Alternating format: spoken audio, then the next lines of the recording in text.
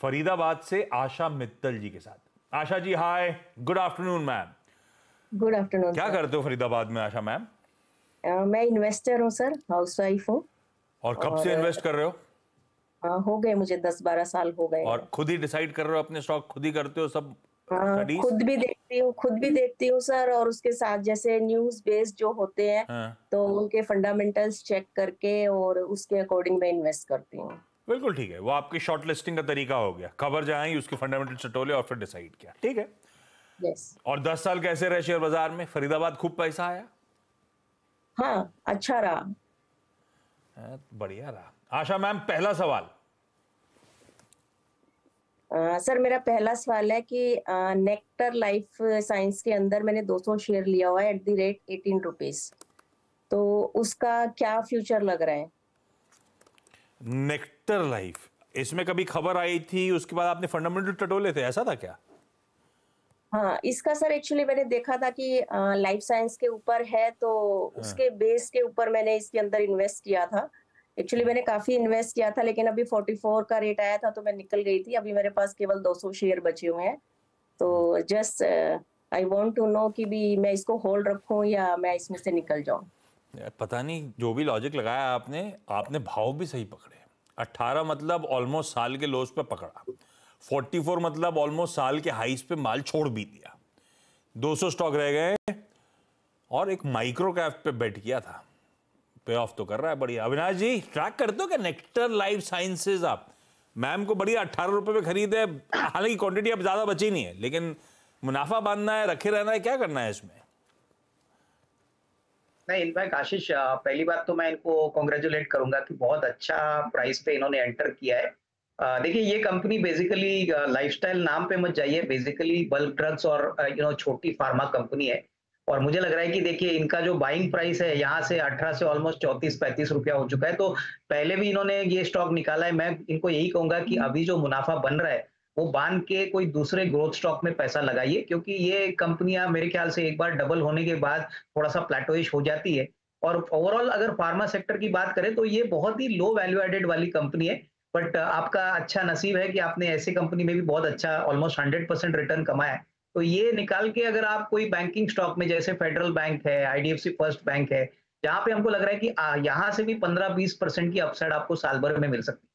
तो मुझे लग रहा है कि अच्छा डिसीजन होगा अगर आप प्रॉफिट बुक करो और either of these two share आप अगले 6-12 महीने के लिए अगर खरीदते हैं तो कम से कम 18-20% का रिटर्न आपको जरूर मिल सकता है।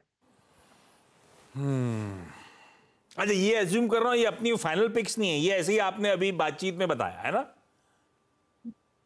ठीक है। आइडिया ये आप चाहें तो ये भी तरीका, लेकिन बहुत बढ़िया। नेक्टर लाइफ में आपकी बढ़िया कमाई हो गई। पुणे से चानी जैन स्क्रीन पे दिखाइए साहब सबको, स्क्रीन पे वापस। चानी ma'am hi, good afternoon. Pune में क्या करते हो चानी मैम आप? I'm a marketing consultant. Work from home करते हो? अभी ऑफिस में हो आप? Work from home. ये बढ़िया है। मार्केटिंग कंसल्टेंट, यानी ये कंपनीज आपके पास आती हैं कुछ समझने, स्ट्रेटेजाइज करवाने, या कुछ और तरीका होता है, या किसी एक कंपनी हाँ। के साथ आप हो?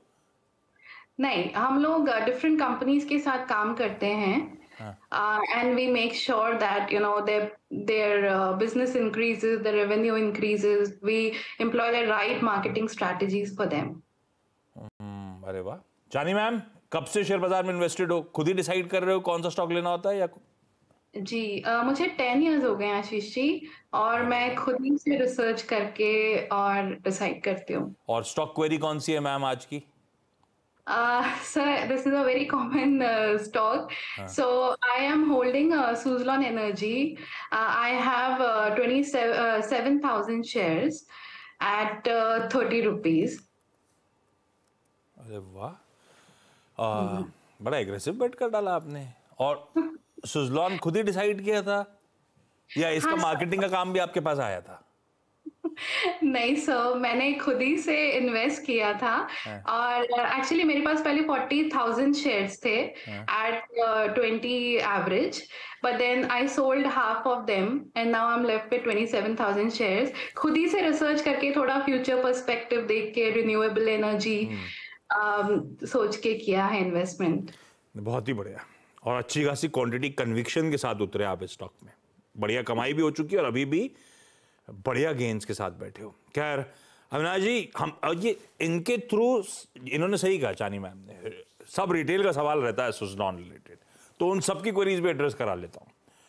क्या लग रहा है सुज़लॉन वाकई तगड़ा रिपेयरिंग हो चुकी है, ये अच्छी तेजी की तैयारी कर रहा है क्या?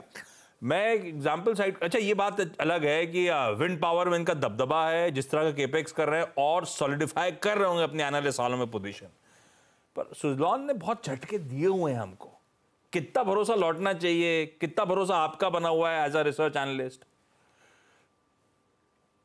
नहीं, मेरे ख्याल से देखिए, इन्होंने पहले भी खरीदा था, प्रॉफिट कमाया है। मैं इनको यही कहूंगा कि अभी भी ये काफी अच्छे प्रॉफिट मार्जिन पे बैठे हैं।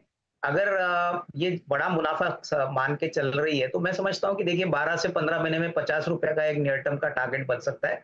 बट उसके ऊपर स्टॉक को बढ़ने के लिए थोड़ा सा दिक्कत होगा, क्योंकि देखिए इस कंपनी की सबसे बड़ी दिक्कत है कि 7,000 करोड़ के ऊपर की इक्विटी कैपिटल है, तो कहीं ना कहीं सेलिंग प्रेशर इस स्टॉक में जरूर आ सकता है। तो मेरे ख्याल से क्या अभी 40 रुपए का स्टॉक है, आई मीन प्राइस है 30 की, इनकी बाइंग प्राइस है, एटलीस्ट 25-30% और थोड़ा मुनाफा बुक कर लीजिए। जो कैपिटल बनता है उससे उनकी जो एवरेज कॉस्ट है वो और कम हो जाएगी, और balance quantity I think she can hold for the next 12 to 15 months. 50 का टारगेट रखिए, तभी मेरे ख्याल से मुनाफा वसूल कर। यार 30 का माल है, 50 तक जा रहा है, क्वांटिटी भी तगड़ी है। सही है जानी मैम, बढ़िया कमाई हो रही है, हो भी चुकी है। होल्ड करिए मैम, और बढ़िया स्ट्रैटेजी अविनाश जी की तरफ से। वो रायगढ़ से प्रियंका